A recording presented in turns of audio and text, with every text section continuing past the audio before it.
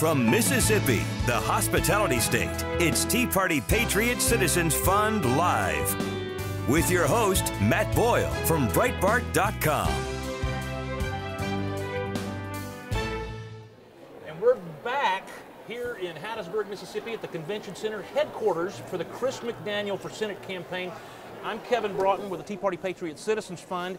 We're proud to bring you this live stream along with Breitbart.com. And we're pleased to be joined now by State Senator Michael Watson from Pascagoula. Michael, how are you? It's been a long 3 weeks. Yeah. It's a good time on the bus with Chris and traveling the state. And, we're excited. You know, his message is true. It's pure. People appreciate it. And the more people we can talk to, the more people that hear what he has to say, the better we feel. You're one of a merry band of brothers and sisters in a small but vocal band of brothers and sisters in the House Republican, the Senate Republican Conference, rather. Billy Hudson, Tony Smith, who we just had on, Angela Hill, and of course Melanie Sojourner. Sure. I'm curious as to what kind of recriminations you guys have either caught wind of or any kind of pressure you felt for taking this stand that you did. Well, you know, Kevin, if you go back, it's something that Chris and I talked about when we were first elected.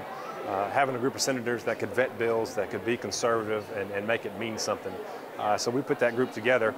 And I think the 10 of us have understood, just being in the legislature, what that means to not be on the inside track. Right. You know, I think we scare folks because we really stand for something. We have courage, we have integrity, and folks that are sometimes in leadership don't appreciate that because they want things to go their way, no matter who's in the way. Sort of like a smaller Mississippi version of what's going on in Washington, D.C. You've got a handful of warriors who are really passionate about the liberty movement. Right. And sort of the consequences be damned. You're exactly right, and I told Chris this. He stands on this too. All 10 of us do that are in that group. If I can lay my head down at night and I feel like I made the right vote based on my principles, I'm fine. If I get beaten my next election because of that, so be it. You know, my senator title, that doesn't define who I am. Right. My principles define who I am.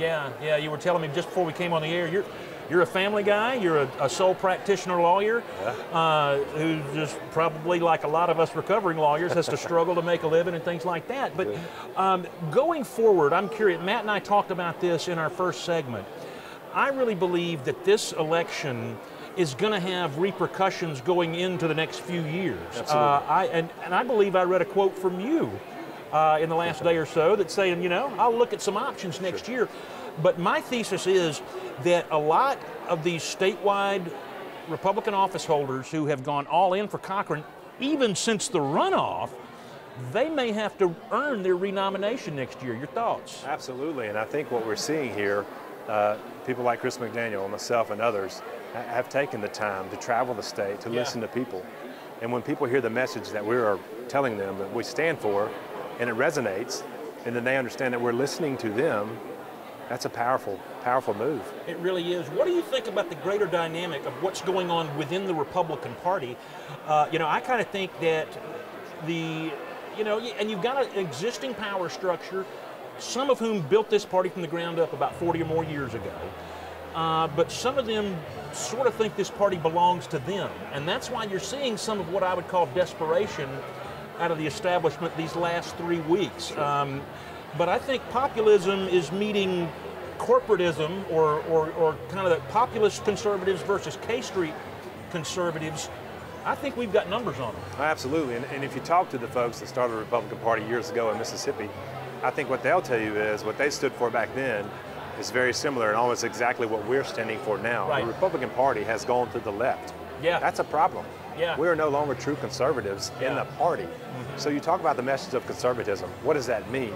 Yeah. Why is the party shifting away from that? We've got to bring it back because the conservative message rings true no matter if you're white, black, red, yellow, I don't care what color you are, how old you are. Yeah. Those are principles that matter, and if you stand on them, Mississippi will benefit.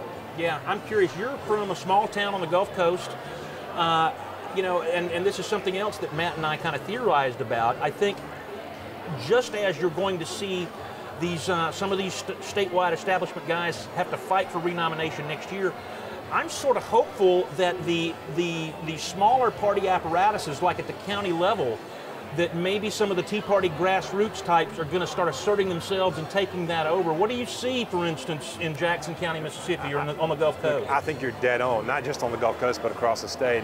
And as I spent time with Chris on the bus, a perfect example comes to mind. There was a 65-year-old lady that came up to me and she said, Michael, I've never once engaged in a political race until now. Yeah. And I'm so excited I can cry. Yeah. To see a 65-year-old woman, right, never engaged before, now is hearing that message that we've been spreading across this great state. They're waking up, and it's happening everywhere. And I think part of it is folks are just kind of shocked at the direction the country is headed. I mean, let's face it, there might not have been a Tea Party movement without Barack Obama, you know, and his vision for the country. This was a massive pushback. I've been amazed at the events that I've gone to, all the senior citizens that are coming out for Chris McDaniel, when you know, it's sort of counterintuitive because you'd think they might be for an elder statesman like Thad Cochran. Look, what you've heard a lot of them talk about is, hey, it's just someone else's turn. And what I've talked to a lot of people about is this is a generational shift. In Mississippi, we love our incumbents, we do. Yeah. But we also love electing young, energetic, bright faces that are going to go fight the battles for us. Yeah. And I think that's what you're seeing. I think it's Chris's time. Okay, excellent. Michael Watson, thanks for joining us.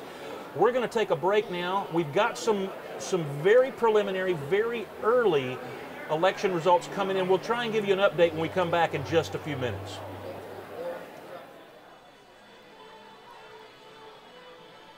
There was a member of the Thad Cochran campaign that came to our church. He gave us probably about 200, 300 push cards and saying Thad Cochran's voting record on several social issues and money going to black colleges and universities, and basically why we should vote for Thad Cochran. Thad Cochran is basically saying, look what I've done for the black community. Here I've given you some food stamps, be happy and vote for me because I've given you something to vote for me for. It makes me feel insulted because Thad Cochran has had 7 months to come and listen to us, our needs and our wants and our desires about what we want out of our United States Senator. And then the 11th hour, close to midnight, all of a sudden now he's concerned. Oh, Thad Cochran absolutely knows he's in trouble. He's a 41-year incumbent, below 50%. He knows he's done. So in his mind, why not just go to the last people on the list he ever thought to campaign to? I support Chris McDaniel because of his stances on gun rights, on property rights, on debt, taxes, and spending.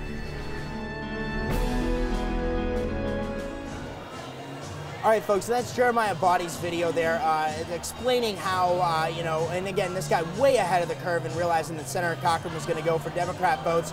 He had that video out before the primary. It's gone absolutely viral online. And now one of the things, all right, so now we're very lucky to have him here with us tonight. Now, Jeremiah, can you explain, how does this work? How does a Republican senator go out there and actually go into the Democrat community to go seek votes? How does this work? The same way it works when any desperate campaign gets started. I mean, I look at it as a business. You sell your product to people, and if you if people don't like the product, they simply don't buy from you. And Senator Cochran realized ahead of the curve that a lot of Republicans were disgruntled, they were upset, and he simply was not going to be able to make the difference in 3 weeks. And so he sells his political soul in a way, and he goes to the Democratic votes and voters, I should say, and try to get them to come over. All right, and so one of the things, and we talked about this a little bit out there on the campaign trail. I know I interviewed you for one of the stories that I wrote about this, and one of the things that, in addition to actually courting the Democrat community for votes, that Senator Cochran's allies have, you know, been engaged in is this thing called walking around money.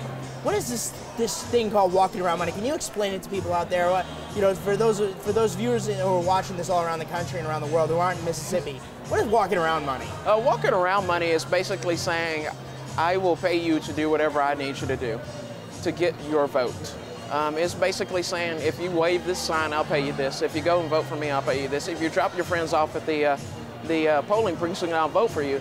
It is basically legalized bribery, is what it is. So these guys are actually paying cash for votes? Absolutely. Really? And if this is not the epitome of corruption, I think Al Capone is actually kind of rolling over his grave that he didn't think of this sooner. Okay, and now as we've got some results in from around the state, but as we're waiting for them all to come in, you know, in your estimation, do you think that if only Republicans voted in this Republican primary, do you think that Senator Cochran would stand a chance against Senator McDaniel? Absolutely not. He would absolutely get slaughtered by the conservative voice in the state of Mississippi. Now, can you tell us a little bit about yourself? You're still in school, right? Yes. And so, what year are you in school? Where do you go to school? What's your major? I'm a criminal justice major at Southern Miss University. I am 20 years old.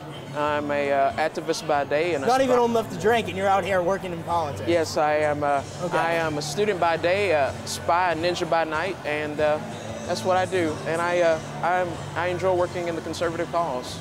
Okay, and so what, you were taking a lot of time out of your summer vacation, and then before that out of your school year, time that you could have been out partying with your friends, hanging out, on the weekends. You're working for a campaign. Why is it so important? Why are you, a 20-year-old college kid, out here working for a conservative candidate to get him elected? Yeah, well, when you're $17 trillion in debt, when you have $200 trillion in unfunded liabilities, when you borrow 40 cents out of every dollar, someone has to pay that bill.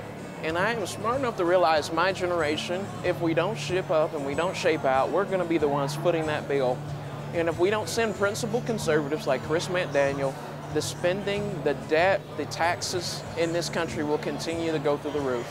And now, whatever happens tonight, no matter who emerges as the victor, if Senator Cochran survives or if Senator McDaniel wins, one of the things that's been clear here is that I think we've throughout the course of this campaign, Breitbart through our investigative reporting, Tea Party Patriots through their work, and the various conservative activists like yourself throughout the state have seemingly exposed the Republican establishment in Mississippi and shown these guys for what they really are. I mean, do you think that this ends tonight, no matter what happens, whether McDaniel's the next U.S. Senator or whether Cochran goes back, does this end tonight?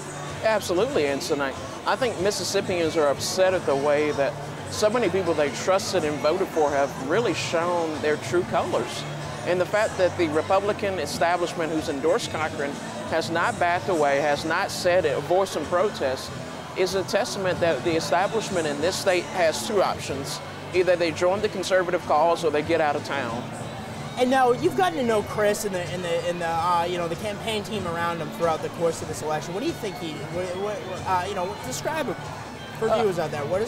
Who is Chris McDaniel, and how would he be as a U.S. How would he be like a U.S. Senator? Chris would be an outstanding U.S. Senator. He's been an outstanding state senator for the people of his district. He actually listens to people. He responds to their emails. He goes to their houses, their town halls, their events. And I think that's the kind of man you need as a U.S. Senator who is not afraid to answer to his constituents. Good vote, bad vote, he's going to answer to the people of this state, which Senator Cochran hasn't been doing for quite a long time. And now, one of the things that Senator Cochran's been running on here has been that he thinks that, bringing home the bacon, more money, more federal money from the federal government is a good thing. And you know what, maybe for the last 40 years that's been the case, but it seems like with the rise of Senator McDaniel and with this conservative movement in the state, people are starting to reject that. Why is it that, more federal government intervention is not a good thing in the minds of conservatives out there? Well, conservatives, ever since the day of Thomas Jefferson, have been against the idea of a strong central government. They understood that strong centralized government could open up the place for cronyism, for corruption, and pretty much what we see out of Washington, D.C. now. Many Mississippians, like myself, have for years seen Mississippi be at the bottom of everything. And yet, for every dollar we pay in taxes, we get $3 back from the federal government. And there is absolutely no evidence that that money has helped anyone except the lobbyists in the state of Mississippi. And I think not only is it a shame, I think a lot of people are saying, you know what, we've done it for 40 years, I think it's time for a change. All right, well, folks, again, we're here with Jeremiah Boddy. We're going to take a quick break, and we're going to, cut back to the action downstairs, and then pretty soon we'll come back with some live results here from Hattiesburg, Mississippi, with at the State Senator Chris McDaniel victory party here on election night in Hattiesburg, Mississippi.